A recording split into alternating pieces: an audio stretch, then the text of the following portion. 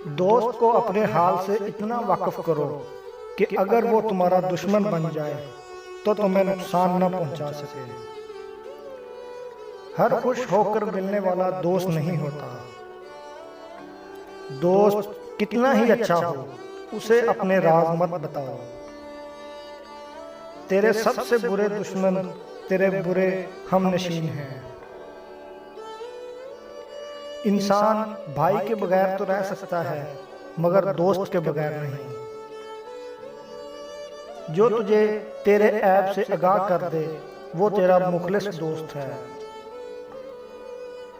जाहल की सोहबत से बचो, ऐसा ना हो वो तुम्हें भी जाहल बना दे। बुज़दिल की दोस्ती से बचो, क्योंकि वो जरूरत के वक्त छोड़ जाता है।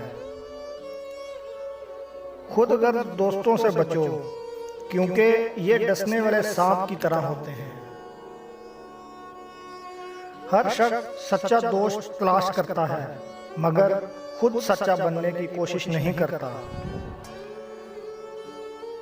जाहल से दोस्ती मत कर, ऐसा ना हो उसकी जहालत की बातें तुम्हें अच्छी मालूम होने लगें।